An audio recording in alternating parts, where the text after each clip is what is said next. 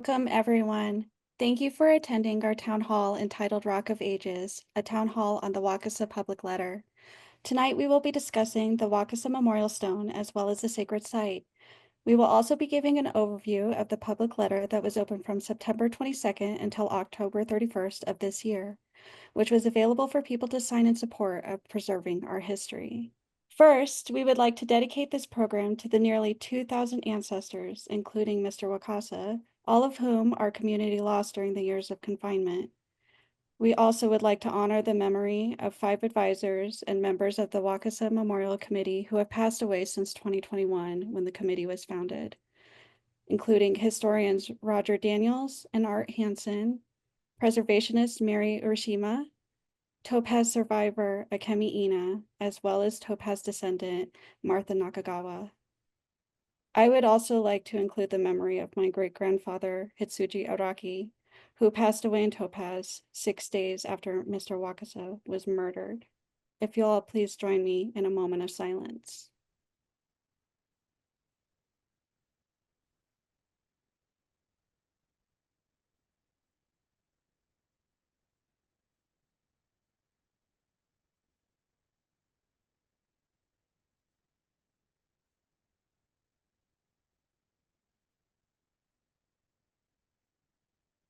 Thank you so much for joining me.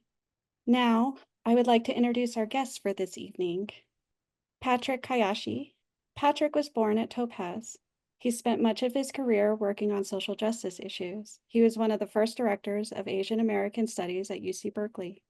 In 1988, when he was appointed vice chancellor, he became the highest ranking Asian American in the UC system. Patrick is also an amazing artist. His work can be found at patrickhayashi.com. He is shown here as he helps us make a papier-mâché lantern that is a paper replica of the Wakasa monument. It was taken to Topaz for a remembrance ceremony at the place where Mr. Wakasa died. Miguel Gutierrez. Miguel is a professional archaeologist and principal investigator at a Houston, Texas cultural heritage management firm. His field experience includes site work in 10 different U.S. states, as well as Peru and Turkey. Miguel visited the Wakasa Historic Site at Topaz with the committee last year. He viewed the Wakasa Monument at the Topaz Museum in Delta as part of the Wakasa Memorial Committee pilgrimage to Topaz. And me, my name is Lauren Araki. I am a Topaz descendant. 3 generations of my family were forcibly incarcerated in Topaz from Oakland, California. I also am a board member for the Mile High JACL chapter in Denver, Colorado. My advocacy work has always been inspired by my family, in particular, my Uncle George and my Aunt Nancy, who continue to inspire me to this day. One of my interests include education about the camps so that this does not happen again, although sadly, we are currently experiencing a repetition of our history. Sorry.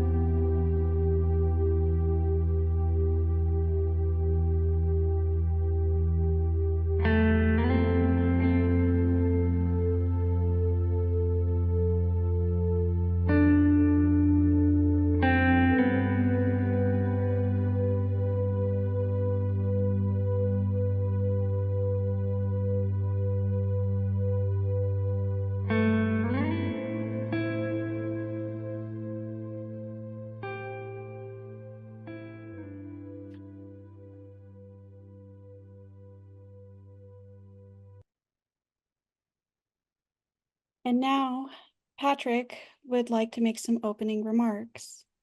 Patrick, the floor is yours.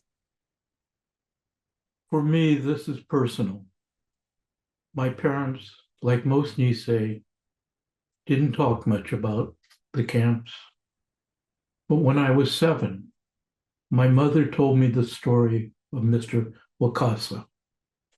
She said that Mr. Wakasa was an old deaf man, and every afternoon he would take a walk around the edge of Topaz.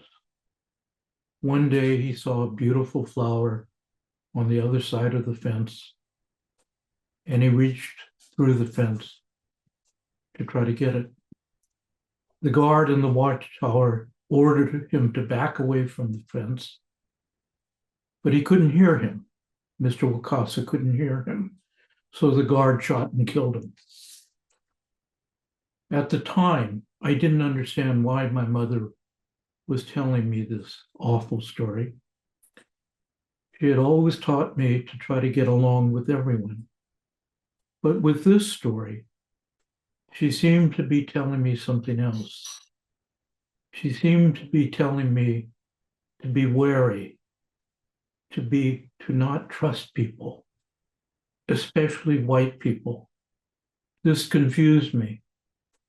So I put the story out of my mind as something that happened a very long time ago. Now, 75 years later, I am just beginning to understand why she told me Mr. Wakasa's story. My mother at the time was not well.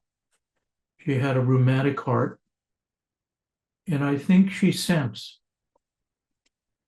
that she didn't have long to live.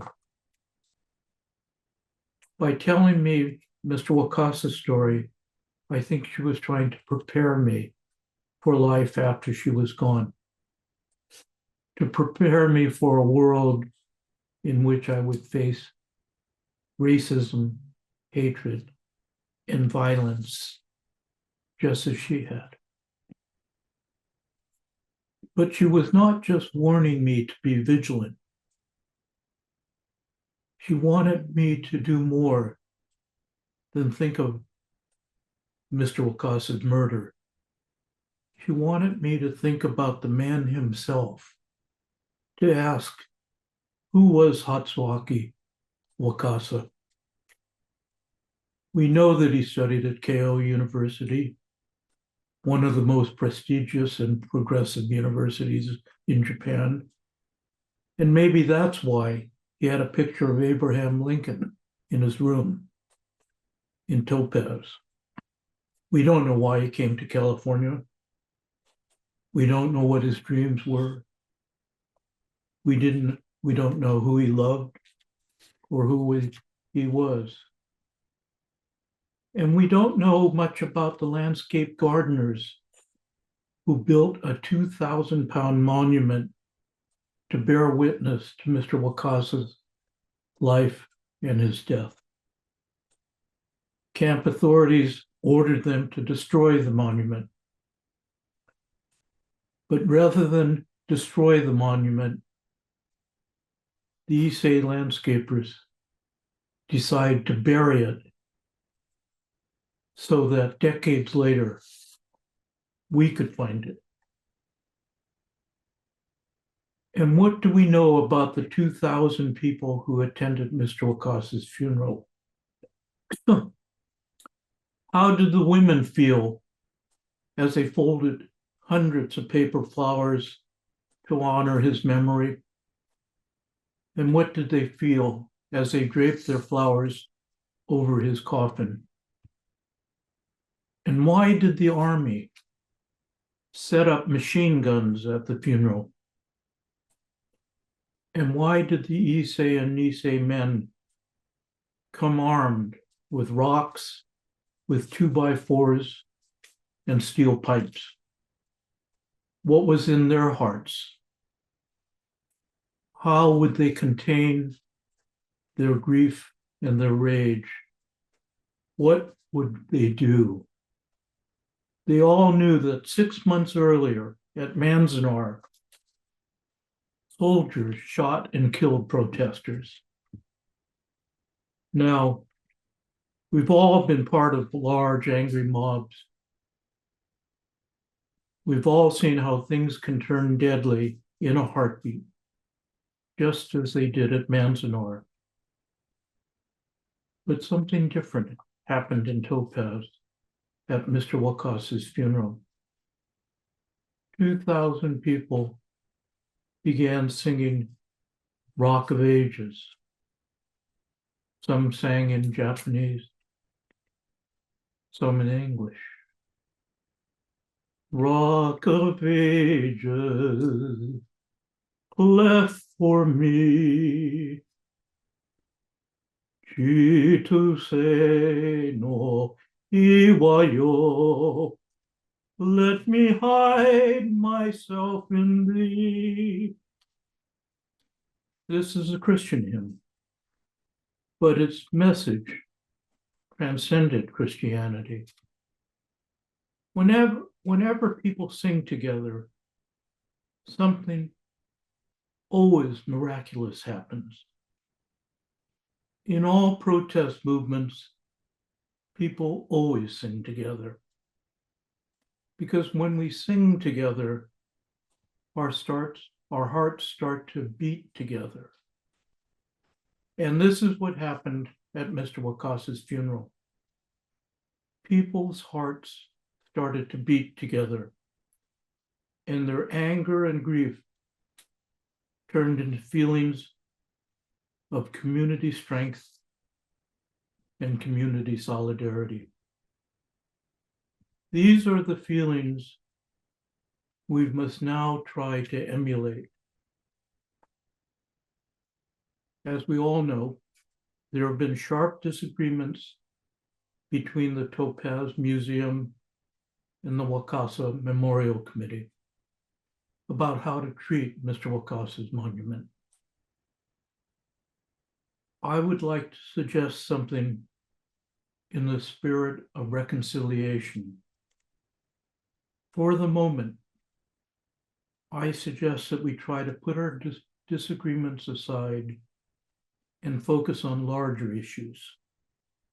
In the overall scheme of things, we have much more in common with each other than we have issues that divide us. Our own government has launched an unprecedented attack on our history. We all share a moral responsibility to tell our story fully and honestly. I hope that tonight we can discuss ways we can work together, not just for ourselves, but on behalf of all people who are being physically attacked and socially persecuted. Immigrants, gays, trans people, people of color, and all people who are fighting to make America a multicultural, multiracial democracy, a democracy committed to equity and inclusion. Let's find ways to join forces to combat this administration's efforts to whitewash our history. Let's think about what Martin Luther King said. The arc of the moral universe is long, but it bends towards justice. When he said that, he wasn't stating a fact. Rather, he was expressing his hope for what America might become. When white police officers on horseback beat, kicked, and spat on him, he chose not to hate them. Instead, he chose to see their God-given goodness. I believe that we now face a similar choice. Our own government is now doing terrible things to innocent, defenseless people. None of this surprises any of us because this is what our government said that it would do. But what surprises us, all of us, has been our government's naked cruelty. We've all seen it. Rather than arrest a man and lead him quietly away, ICE agents will throw the man on the ground, put their knees on his neck, twist his arms backwards, handcuff him as tightly, painfully, and brutally as possible. We've all seen it, but what can we do? I'm not sure. But the first thing we must do is to reject the temptation to respond in kind.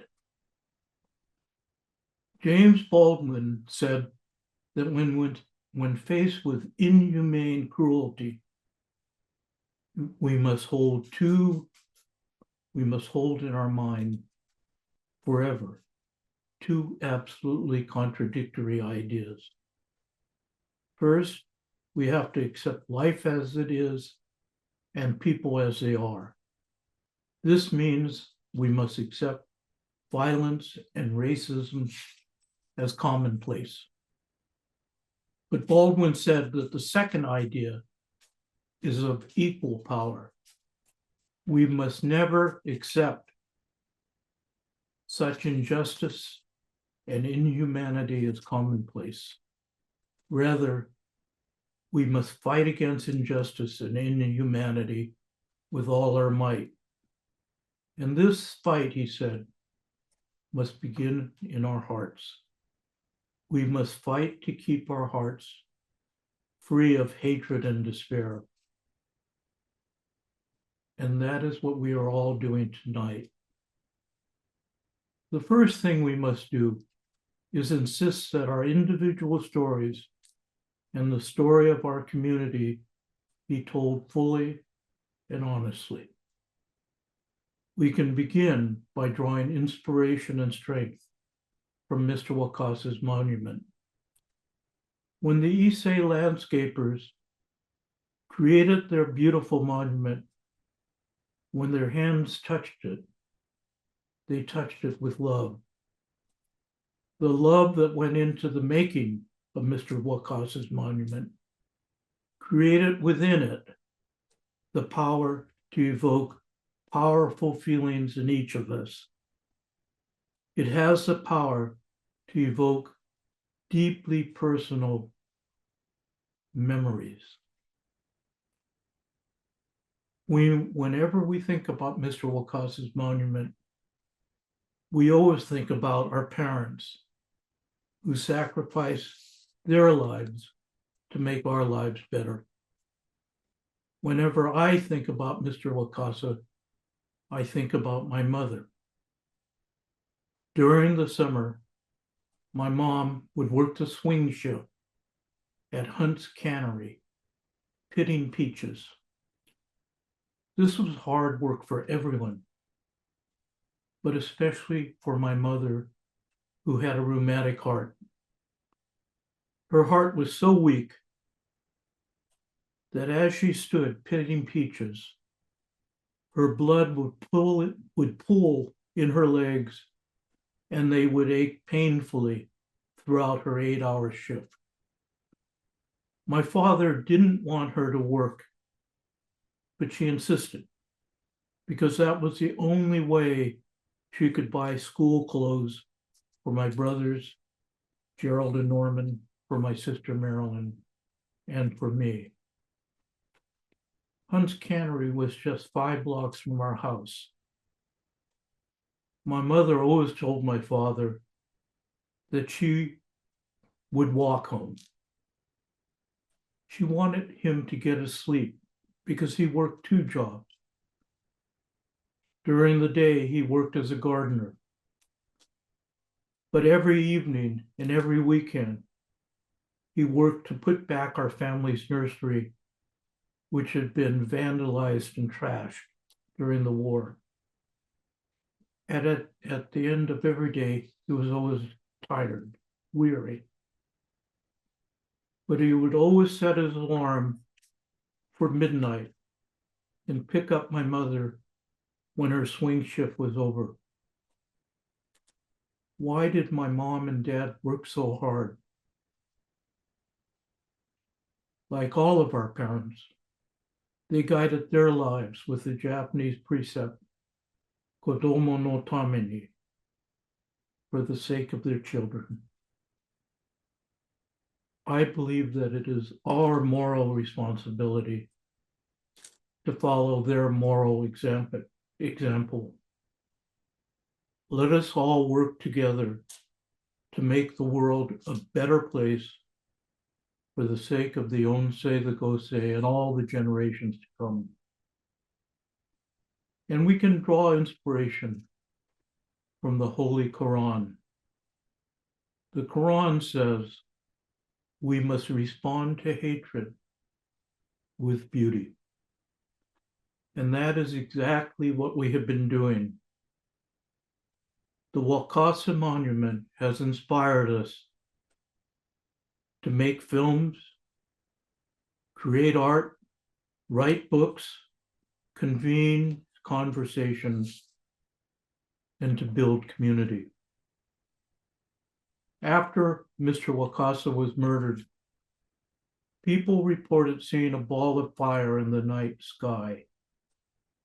In Japanese folklore, this ball of fire is called a hinotama and represents Mr. Wakasa's departing soul.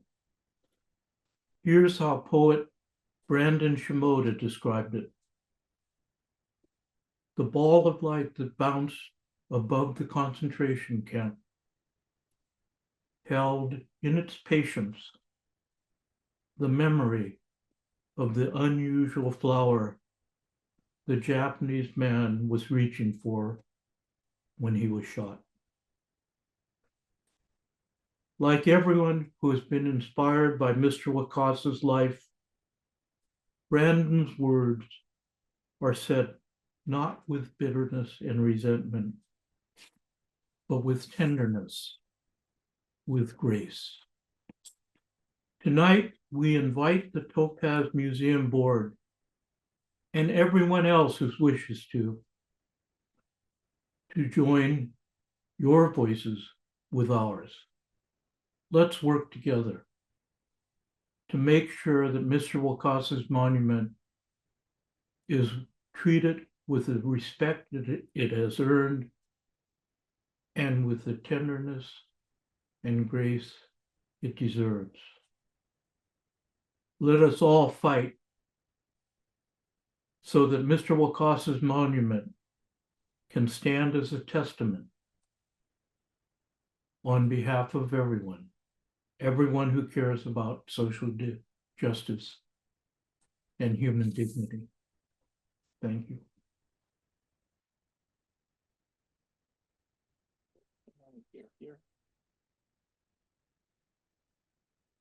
While the next slide is getting ready, I just want to make a note that the film that you saw earlier was by Emiko Amori, and it was a short history of the Wakasa Monument and Site.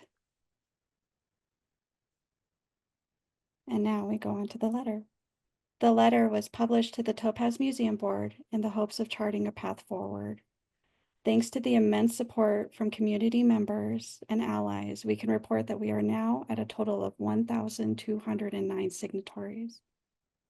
Please allow me to introduce Jim Russell, who will now report on the statistical data from the letter.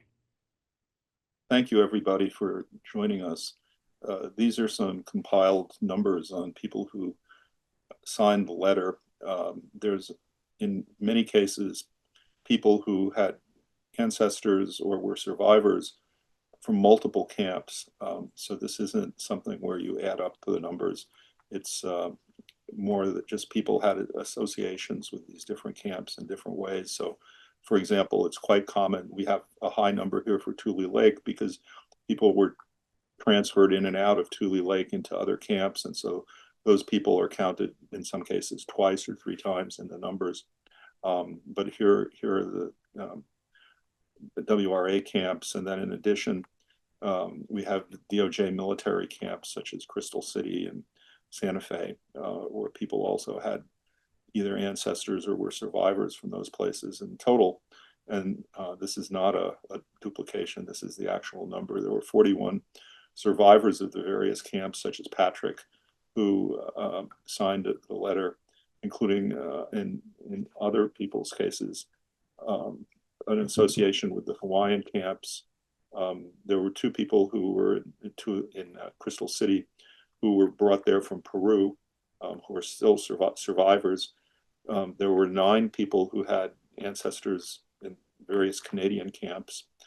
And if we take all of this together, all of these people had some sort of Japanese American or Japanese Canadian, or in some case, Japanese Latin American background. But then besides that, we also added up how many people had academic backgrounds of different kinds. This is not, in any of these cases, an absolute number. It's more of an estimate, because some people who signed didn't necessarily identify themselves in any of these categories, or if they did, they didn't necessarily make it clear in a way where we could tabulate it. There were, in addition to that, a number of organizations, including a number of different JACL groups, and we made it the list possible to be signed by anonymous members. And then the geographic distribution of people who we could identify really included all sorts of places: US, Canada, Australia, Japan, Ireland, France, at least 29 states that we again could identify. And there are multi-generations where people would say that they were particularly Yonsei or Gosei descendants. So that's just a very brief wrap up on the numbers who've so far signed, as of the end of October, the open letter. Thank you, Jim. Backed by your support of the letter, the Wakasa Memorial Committee has written to the Topaz Museum Board to ask for an in-person meeting. There are 5 issues that we addressed to the Topaz Museum Board. They are community archaeology, transparency, including releasing the historic video evidence of the excavation, professional standards, inclusive decision-making, and a formal partnership framework. If you would like to enter questions into the chat, that would be great. We'll have a dedicated question and answer time, but if you guys are starting to think of them now, that would be wonderful. In the meantime, we are also going to do, I have a few questions for for 2 of our panelists, not myself. So I will start with Miguel, if that's okay with you, Miguel. That is completely and totally okay. All right. Can you please explain how the process for this type of archaeological find should be? What is the proper process for this? Well, with any archaeological site, and it's a combination of methodologies that I was trained in, and also being that there's so many methodologies that you can approach depending on what site you're working in, where you are, the time you have, the resources you have, that can change. And some of it is also my personal kind of view on what I would do in this instance. The basic philosophy that I work with is how much information can we extract from a site with the least amount of physical interference with the site. You know, when archaeology first started as a discipline, and the image that most of us have in our heads is shovel, you know, screens, trowels, go in there, make a big trench, dig, draw, find the artifacts, display them in museums, etc. Like that is the sort of like the, you know, popular image of my field, of my discipline. But throughout, as we know, you know, as time passed, we've adopted new technologies and new methods to extract the same amount of information, and sometimes even more information than we can get by digging. With the Wakasa stone in particular, I don't think that removing the stone would have ever been an option uh, to to know and to understand the site better. The only time removal of a stone would have been necessary, and see, I just can't really think of any information unless we know that it's going to be damaged, or something's going to happen to it, or there is some crucial piece of information that we can only get by removing the stone, which neither of those possibilities, they're practically non-existent. The first thing I would have done is speak to the local communities. There are still survivors and there are still descendants. The survivors and descendants, often the best, and I say it in quotes, artifact that we have is a human element. The reason we do our work behind every artifact, behind every display, behind every museum, every collection, is a pair of human hands. And ultimately, the story is what we are after, not the artifact, not the thing itself. It is a human story behind what we are looking at. Archaeology, by definition, we have to depend on artifacts only because humans are usually not here anymore. In cases like this, as an archaeologist myself, it is an extremely fortunate situation because humans are still here. There are people alive that we can talk to, and they have so much to say. They can give us way more information than we can glean from removing a stone that was put there as a memorial. And it's also almost taboo in archaeology. If we know that there's a burial and we know that it has significance and descendants, survivors are still alive and know about that burial as well, the last thing we want to do is remove it. There is no scientific and there is no scientific or academic goal that outweighs the respect that monument is due.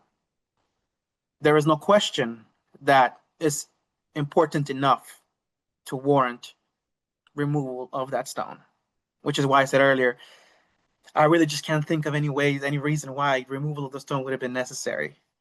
It was in a dry environment, protected from the elements on the ground, was going to be there. Locating it, going to the National Archives, finding the map and locating it was in itself a success story. And I would have spoken first to the communities, for the local communities, the people who are luckily, we still have them with us and they have so much to say. If we have the resource, we will use it as archaeologists. And if the human resource is there, we're going to use our human resource. It is their voice that ultimately is what matter most. Physically to the site, probably the least invasive method I can think of is metal detecting. Without putting a shovel to the ground or without removing any of the soil, we can run. Right now, I am working on an archaeological site here in Texas near Houston, the San Jacinto battleground. It was the site of the San Jacinto battle of the Texas Revolutionary War. Sam Houston, the whole story, and they're going to expand the monument. They're going to build a new visitor center, but they're going to build in an area of the battlefield that hasn't necessarily been excavated or been explored. So what we're doing is we're metal detecting. We're not just going to dig anywhere we want. We are going to metal detect, get locations of things that may be anomalies in the ground, and then methodically select which areas we're going to excavate. But that there's a lot you can do before you even start to dig, especially like for this site that I'm working on. There's the archives. We can go to the state archives. We can get a lot of information, archival information, before we even begin to, mess with the site. So local communities, speak to people. The least invasive methods possible, metal detecting. There's also ground penetrating radar that detects anomalies or inconsistencies in the soils. It kind of looks like a lawnmower. You push it around on transects, and if there's any inconsistencies in the soils, like maybe there's a shaft, somebody may be buried there. There's another project that I was involved with that may happen regarding unmarked graves in Seguin, Texas, where Texas Rangers would leave the bodies of people who they killed, and most of them were indigenous people, Black people, and Mexican Americans. And the best way we may be able to locate their presence is through ground penetrating radar. We don't have to dig anything. We just literally push this machine across the landscape and detect inconsistencies in the soils. Whereas a trained eye can see, oh, here is what may be a grave shaft. We might do aerial imagery. We have a massive collection of historic maps, historic topographic maps. They can tell us, we have just everything that we need to tell us where the buildings were, where people would congregate, what was here, what was there. So the archives would be probably the next thing that I would look at. And then after we get all that information, we put it together, we synthesize it, we sit down, we talk to the stakeholders, to everybody involved. Then and only then will we sit down and start to even consider excavating. But that is after we take everything into consideration, and then we're all in agreement of an area that, this is where we might want to dig. And I know that there was a suggestion with community archaeology, which I think is amazing, is great. Community archaeology is always, I will always be a proponent of that. And there's so many examples that the Houston Archaeological Society does it regularly. They get members of the community, and they literally teach people from the community, what we're looking for, what are the differences between each artifact when you're sifting dirt, how to sift it properly, and it just raises the awareness for people who might see an artifact or a historic site, and then they'll know what to do or who to call or how to treat it. But to go immediately into site destruction and extraction for its own sake strips whatever it is you're doing, whatever artifact, whatever site you're working at, of its story, of its context. Luckily, we know the story of the stone. But generally speaking, with archaeology, once you remove something from its provenience, we can no longer associate it with the things around it. That's often how we date sites, how we date artifacts, not necessarily by what they are, it's by their association with their environment and the things they are found next to. That is how we get the most accurate information, and that is how we start building a story of the artifact, of the site. Going straight into extraction of something from the ground, disturbing the soil around it, I don't know, but was the soil that was removed to get the stone out of the ground, that soil, was it screened? Was it analyzed for cultural material? That would have also been important. There are things that are very small that still can hold a lot of meaning, that can still tell us a lot about what happened in an area. So it's that in a nutshell. Well, not so much in a nutshell. I know I've dragged on a little bit, but the first thing I would do is speak to people, communities, the human resource. If it is there, I will use it. Second thing, what is the least invasive way that I can get information from this site? Metal detecting, ground penetrating radar, thinking of things like that. And then after that, archival research, or perhaps archival research can come first, and then we can go out to the field with the metal detector, with the GPR. But those two definitely, archival research is very important. We have a ton of resources, a ton of literature to refer to with this site, and then talk to everybody involved, include everybody in the process, and then and only then, after looking at everything that we have, we can all agree and we can all talk and we can say, you know what, after everything we've done, I think this area here, we can probably put a 2x2 meter unit and get to work. But it's a process. We don't immediately go into the field as archaeologists with a shovel in hand and start digging. Even with my work is mostly contract archaeology. Is what archaeologists in the field call almost like fast archaeology. And by fast, I mean I have to do 2 to 3 months of background research and coordination with stakeholders and oftentimes First Nations peoples before we even go out into the field. By the time we get to the field, we have been planning for this project, doing background research and coordinating with stakeholders for months. And then we go into the field. But yeah, that's pretty much what I would do, the things I would think about. And yeah. So, as far as community archaeology, I live in Colorado, so we have a multi here, and they have done community archaeology there before, where the high school students are actually very, very involved in the care of the site. Patrick, I wonder, what are your thoughts as far as community archaeology go? Like, do you feel that this is something that would also be healing for our community as well as survivors and descendants? I have to say that Miguel's comments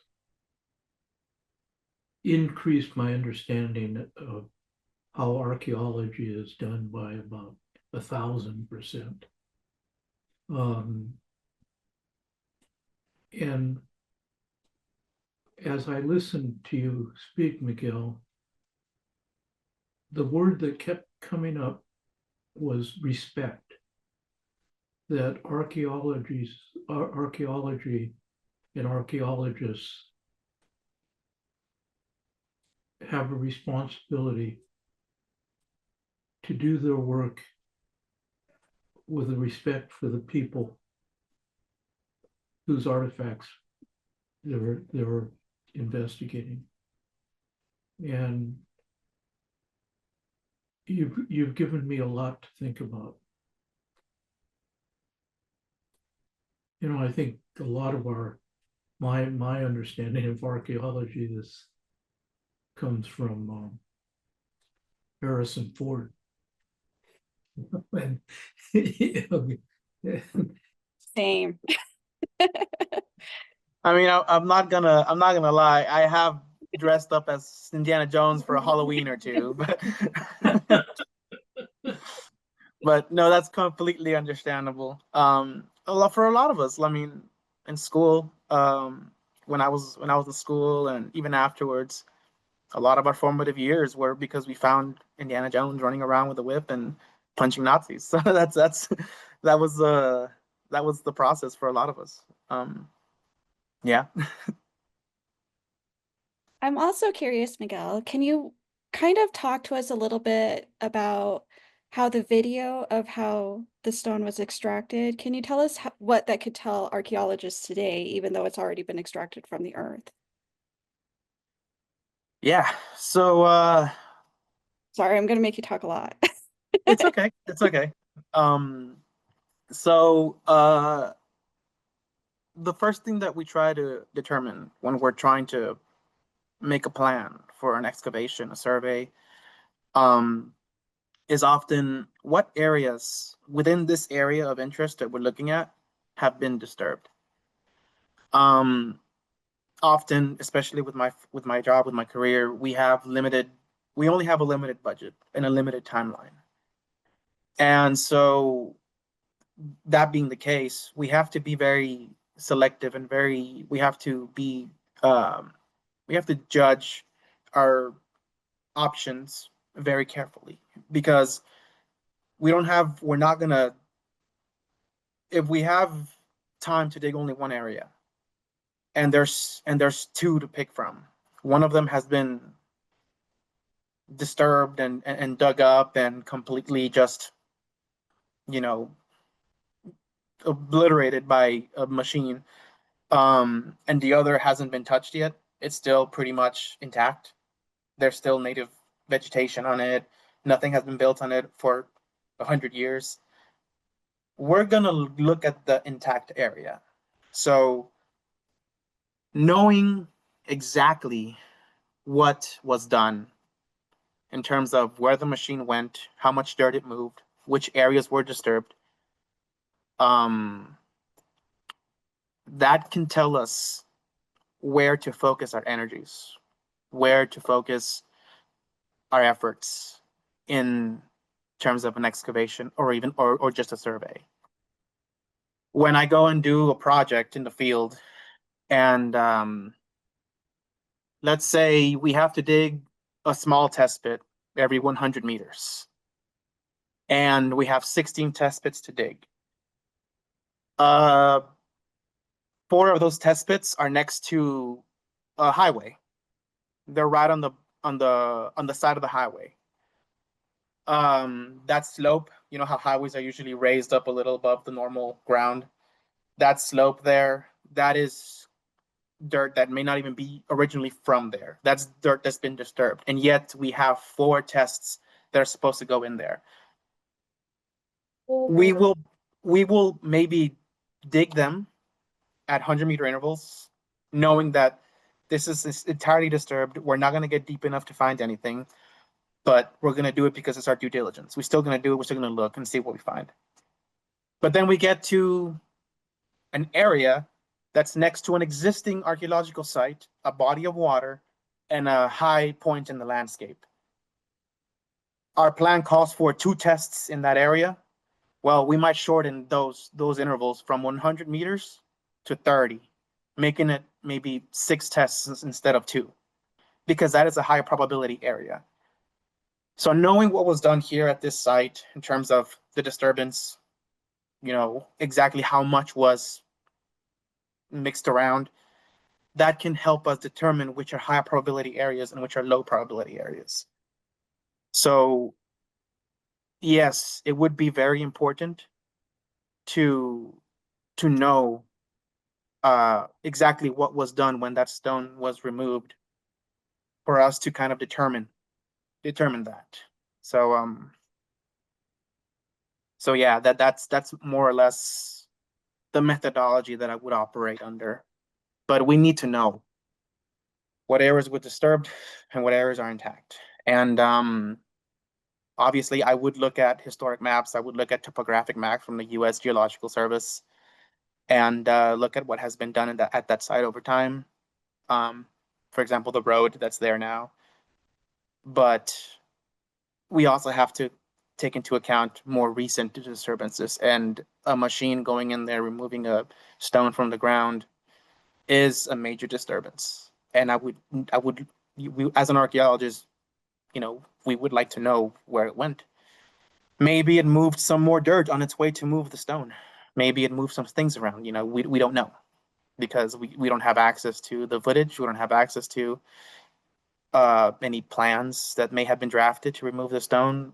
None of that. So knowing exactly what happened is definitely, it would be useful for us. Thank you. Yeah. Patrick, I have a question for you. As a survivor of Topaz, how did you feel when you heard about the way that the stone was extracted from the ground?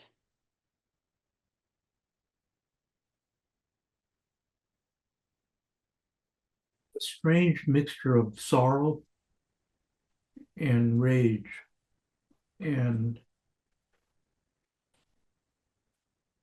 I think sorrow and rage are feelings that every camp survivor experiences.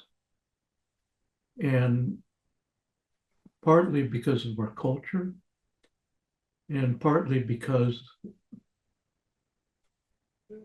we never heard about the incarceration in school. We never learned the vocabulary. We never developed the skills necessary to talk about these deep feelings and deep historical events. And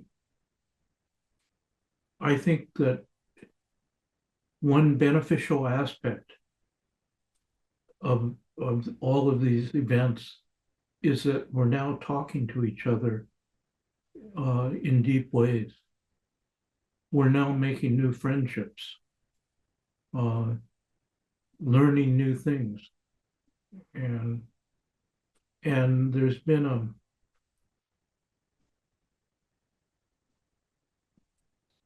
an outpouring of creative activity among our allies and within our community.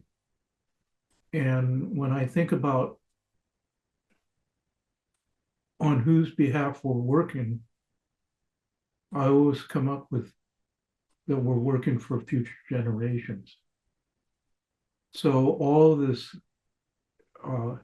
conversation and exploration, I think will benefit our future generations. I have to agree with that sentiment.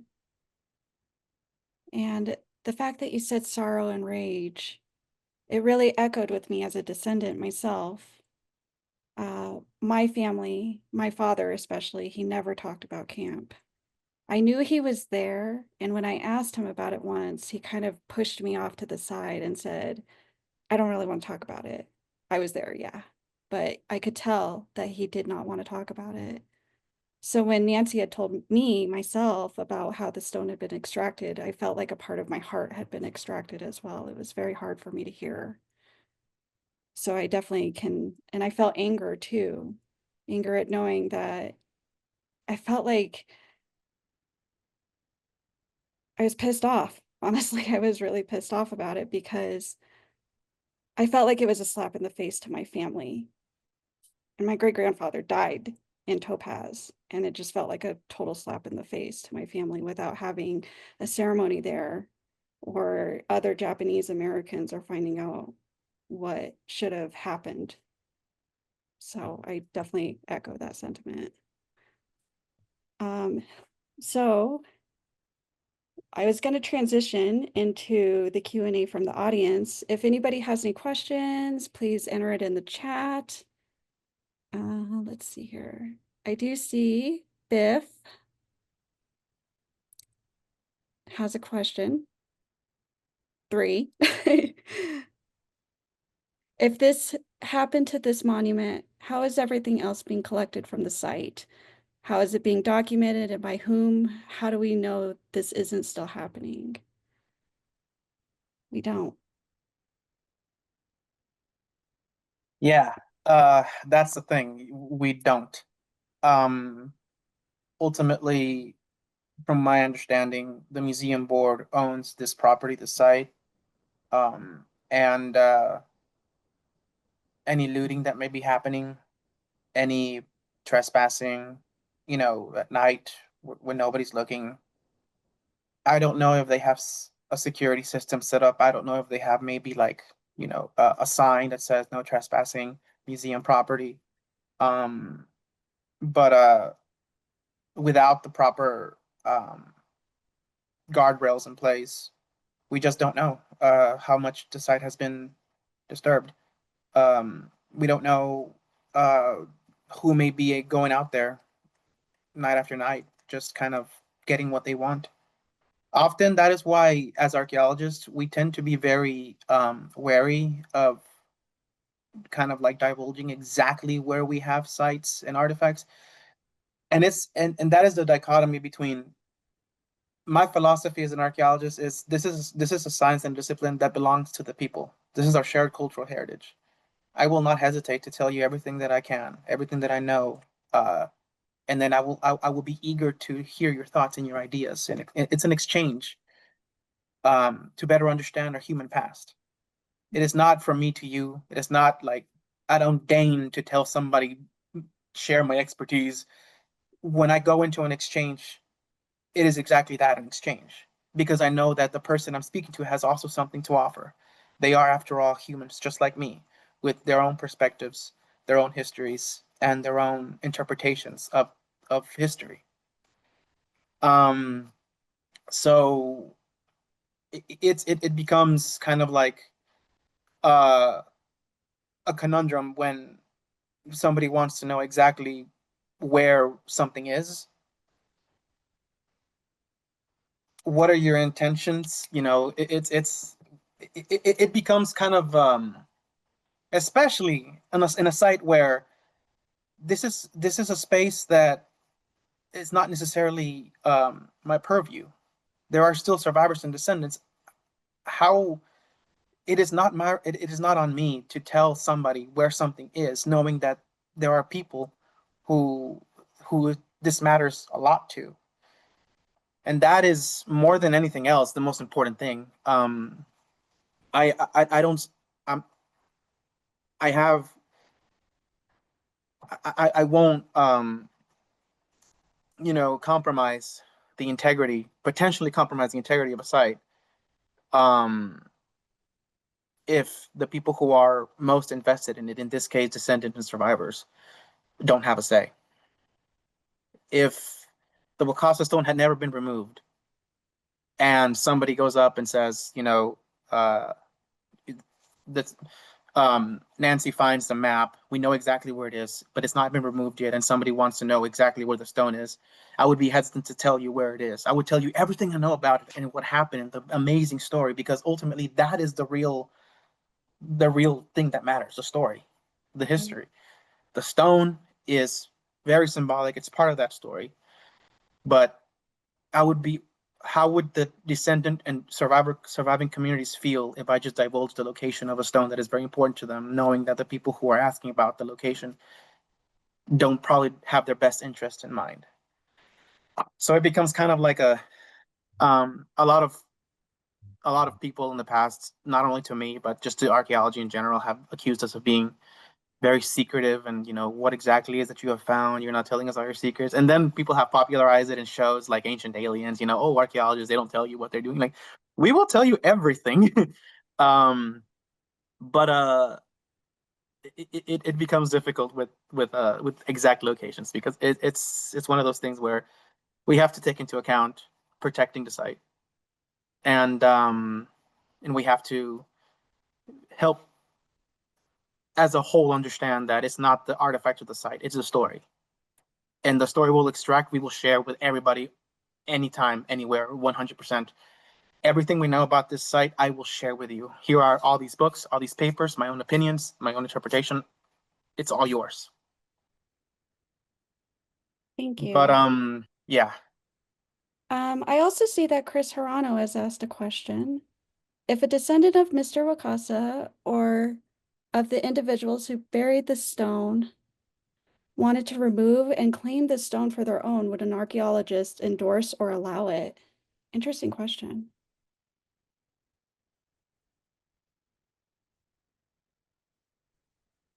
It's I would treat it in the same way as we treat repatriation with indigenous remains. Talking about the NACPRA laws like that. If descendant communities want something done with a site, then they have the final say. If a descendant of Mr. Wakasa wanted the stone removed and claimed the stone for their own, my philosophy as an archaeologist is, yes, it's yours. This is your story. This is your purview. Um, that would be my approach. We do it a lot with descendant communities of enslaved people, like the Clotilda. Um, or indigenous people. I have done work with a lot of indigenous specialists in the Dakotas. And my archaeology expertise doesn't extend to the Dakotas. It was my first time there. So I would always defer to the indigenous specialists who have been there for several years. You know, how do we approach this site? What do we do here? What should we collect? Should we dig? Should we not dig? Um, but um, but yeah, if there are descendants, my first reaction would be, yeah, no, it's yours. If you want to do this, you can do this. I am not a gatekeeper. I am not, you know, I am not guarding these artifacts, these sites. That's not what I'm there for. So yeah. I'm wondering also, let's see, I'm getting a question from my text. So, as far as community history goes, being that I don't think Mr. Wakasa had any descendants that we know of, being that that is the case, I feel like the community history would kind of take precedence over that. Is that correct? Where the stone should have had some sort of community input? Mhm. So it would be like burial goods. Oh, if it's Kayla has a few words to say. This is Hi, my Kayla. beautiful wife, Kayla. I know you guys met during the trip. And she has some thoughts if that's I'm not an archaeologist, but I am an anthropologist and also just generally very opinionated. Masako, I saw said something in the chat about releasing the video. I think the video should be released not just to archaeologists and researchers, but to descendants, because it's your property. It's your history that was dug up. And then things that are important to me, just from being, Miguel's partner and listening to him talk about archaeology, is that things like what kind of material was used to actually bury the stone? Did they bring dirt from elsewhere, or was it the dirt that was already there? What did they use to dig the hole? Right? Was it done by human hands, or what kind of tools were used? Was part of the ingenious resistance of the stone's burial how they actually dug the hole? Things like that we might have been able to know from a site that was undisturbed.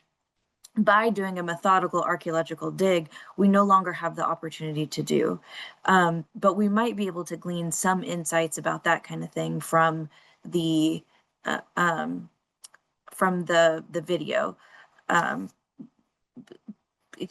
Yeah, information like that about how the site was actually created, which would probably just serve to verify what the archival record shows. And then the other thing that I've been thinking is, as far as like who the stone belongs to, I don't think there's any question about that among anthropologists anymore. One of the dark histories of anthropology and archaeology is that so much of the foundation of the field was built on the looting of goods from sacred sites of indigenous peoples, and also kind of just helping to create unfounded theories about racism and differences between ethnic groups. But overarchingly now we understand as a field that those goods have to be repatriated, and there is a standard for that, and there's federal law about repatriating burial goods, and I think that that's literally what this is. It should be treated the same way. It doesn't. It belongs to the people who put it there. Mhm. Thank you, Kayla. It's good to see you again. Good to see you too. One of the questions that I've seen in the chat is, how do we move on? And Patrick, I'm actually really interested to hear your thoughts on this. How do you think we move on and build a future?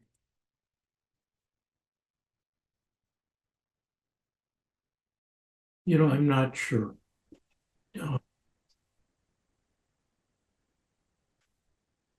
One of the things that's happened in the last few months because of this discussion is I have gotten to know my mother and father much more deeply. And when I see ICE agents terrorize people, I think this is terrible, inhumane. And then I realized that that's exactly what happened to my family in our community. And so I'm trying to understand how they felt. I think about my father. He was married to my mother, who was not well, and he had 3 children, my 2 older brothers and me. And he was also caring for his grandparents. And because of patterns of immigration, there's actually almost a missing generation between the Issei and the Nisei. The Issei came to make their fortunes and they planned to return home. But of course, most stayed. And then, so they sent away for picture brides. And when they married, they were usually in their mid-30s, not their early 20s. And so there's this entire generation missing, almost an entire generation. And that exacerbated the normal communication problems between generations. And that was made even more intense because of preferred language. The Issei preferred Japanese, the Nisei preferred English generally. And then in the camps, at least initially, no notices could be put up within the community in Japanese. They all had to be in English. And leadership positions were assumed by the Nisei. And so it inverted, kind of screwed up the generational process. So all of these things are coming out for me when we discuss Mr. Wakasa and his story and his monument. And I think that the landscape gardeners who created that monument, 2,000-pound monument, and erected were incredibly brave. I mean, they were not only acting in defiance of camp authorities, they were opposed by Nisei leadership, who often colluded with the camp authorities and informed on people. And so all of these things are coming out. Now, I welcome this information, and I hope that we can have these discussions. I know Masako's foundation has been very generous in offering its support, and I hope that we take advantage of that generosity and organize further discussions, and begin to see similarities in experience of other communities, Black community, indigenous communities, and to make common cause and to learn each other's stories and speak to each other. I think that would be wonderful. I agree with that completely. Before I move on to the comments video, I just want to thank both of you. It is my honor to speak with you and have a conversation with you. Thank you so much. No, thank you. Go sorry. ahead. Thank you guys for allowing me to share in this struggle with you and allow me to be in this space with you. It is my honor to be here, and I've learned a lot, and that's been the best part. It's made friends, and I've learned a lot, and I'm continuing to learn. So thank you guys so much for that. Oh, I'm sorry. There is one more question I did not see. Is the disposition of the memorial stone, release of excavation videos, etc., controlled by the Topaz Museum Board? If so, is there a process for changing the members of the board, and could that happen on a reasonable time frame? That is a very interesting question. Changing the members of the board.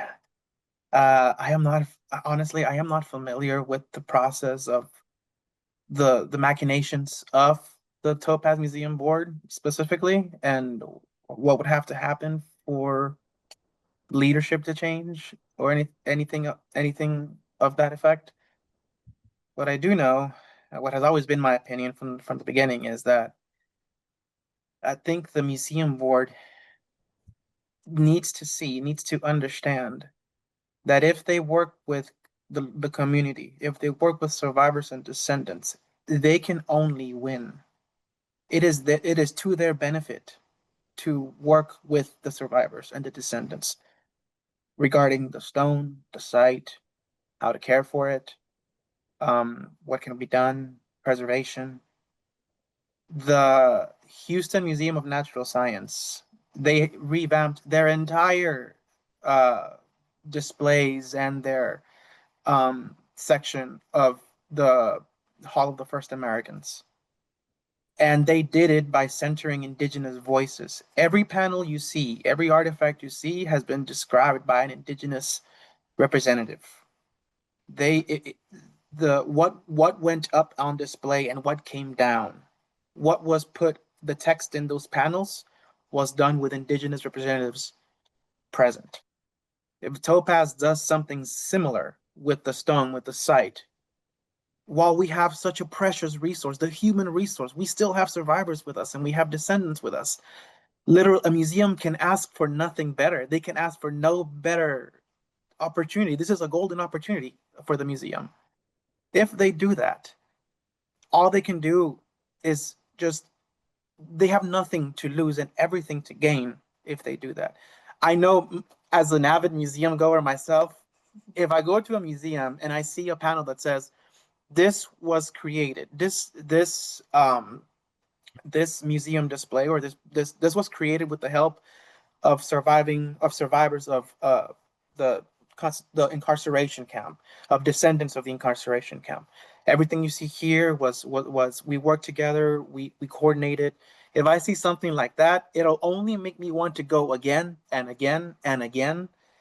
And I would tell everybody I know that you got to check this museum out, because this is legit. This is cool. Any self-respecting historian, archaeologist, or just history buff, whatever, what have you, any museum goer, that is the most, to me, the most attractive thing about museums is when they put themselves aside to work with the community, when they decenter themselves and center the community, and together they collaborate and create something like what happened with the museum here in Houston.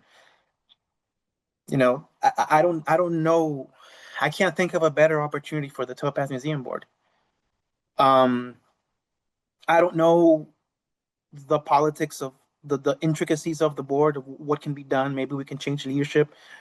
I'm not that familiar, but what I do know is that the board can only benefit from working with the Wakasa Memorial Committee and creating a museum exhibit that truly honors the stories, the human story, and the human suffering of this site. Thank Yeah. You know, oh, sorry, go ahead, Patrick. I'm so sorry. um, Jane Beckwith and I used to be close friends, and we used to teach a summer extension course for Topaz teachers who were interested in, for Utah teachers who were interested in the story of Topaz. And I found our collaboration to be very enriching for me. And it allowed me to hear people talk who were genuinely curious about the story. And that made me think about different things. In each workshop, there were usually 30 people in each workshop. And Jane told me that at least 29 of the 30 were Mormon, and which shouldn't surprise anyone. And I hate to stereotype, but I understand that Mormons are deeply interested in local history. And so they brought a curiosity, and they would ask me how I felt about things and how my parents experienced things. And those questions made me go deeper. And I imagined, for example, about my father with these huge responsibilities on his shoulders. And standing outside looking at the mountain and the snow. And what came to mind was a poem by Sylvia Plath. And I don't remember the entire poem, but she's imagining her father. She's looking at a mountain saying, people and stars regard me sadly, and I disappoint them. A flower left out, a stillness in my heart. And I thought, this isn't how my father would have expressed it. But I think that's what he felt, that he disappointed people. If he felt left out. Now, had it not been for my work with Jane and the question from Mormon teachers, none of this would have come into my mind and into my heart. So, and I was thinking about the feelings you had, Lauren, of seeing the photograph and how deeply it affected you in complex ways. And I agree with what you're saying, Miguel, is that interaction and conversation can only help everyone. And I think that's our responsibility to encourage that. Thank you. I've run a little bit long because I like to talk to people. So next, I want to introduce a video made by Emiko Amori. There were a lot of comments that were made when the letter was being signed. So Emiko made this really amazing and beautiful film where some of the comments are being read aloud. And we'd like to share that with you now. Thank you.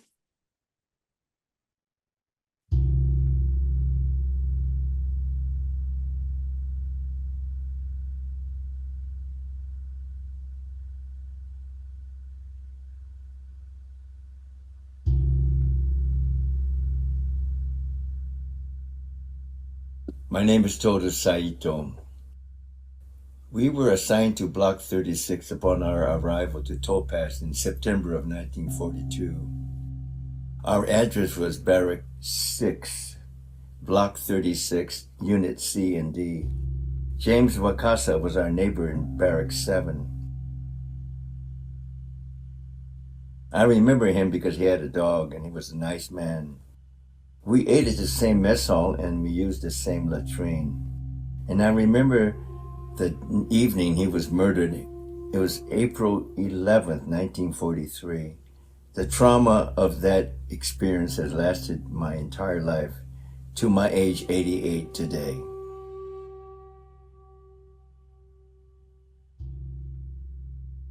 My uncle, 8 years old at the time, may have been one of the last people to see Mr. Wakasa walking his dog that tragic day.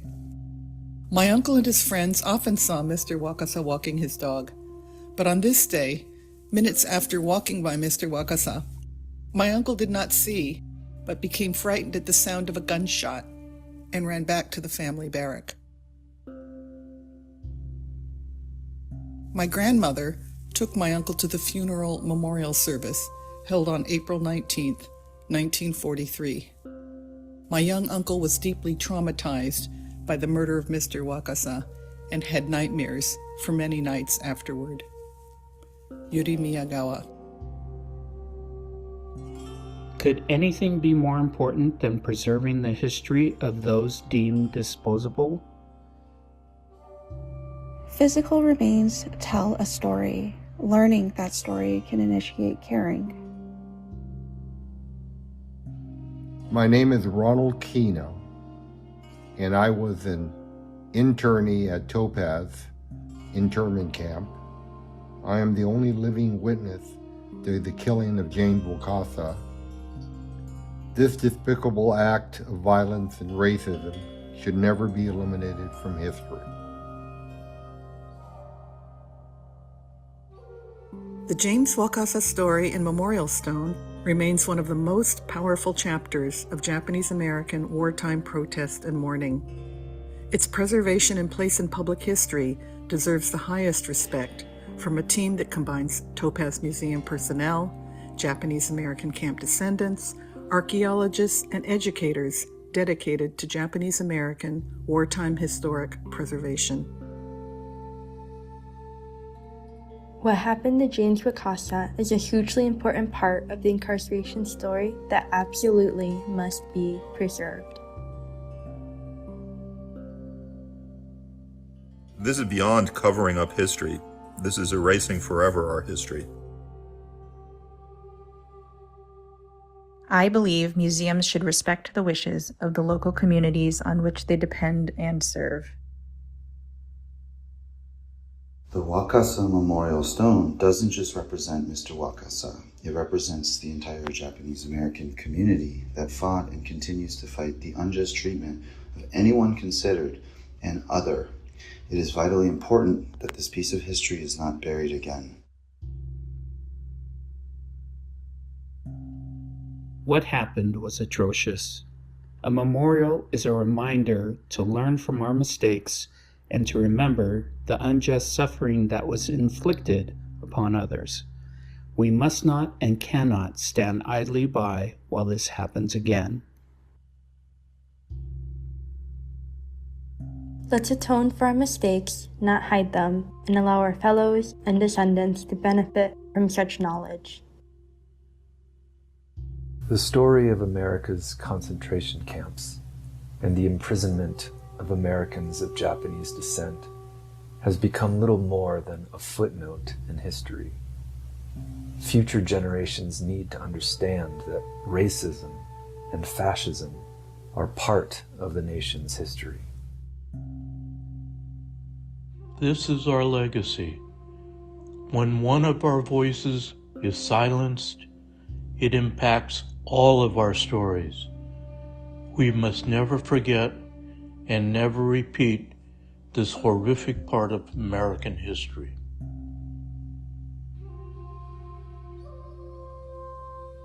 When I imagine the Topaz community laying a stone for James Wakasa, I imagine their rage, their grief, their commitment to never forget what had been done, their promise to shield and guard the memory.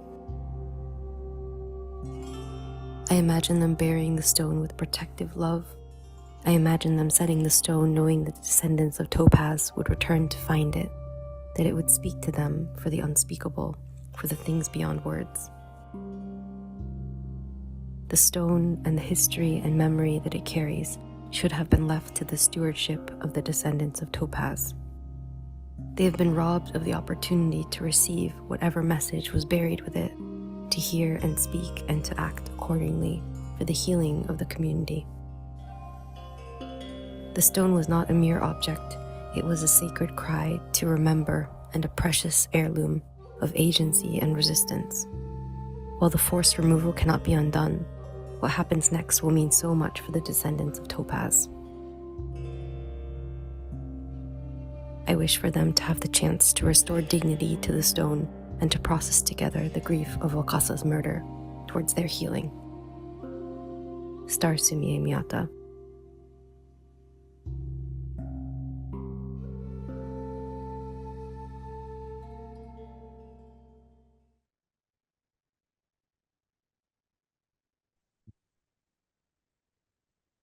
This concludes our program. The afterlife of the letter continues. If you'd like to sign the letter, there's a link in our website, which is in the QR code and also listed. If I have not gotten to your questions, I so apologize for that. We ran out of time. I will try to get those questions answered, though, through email if I can. And thank you all so much for attending.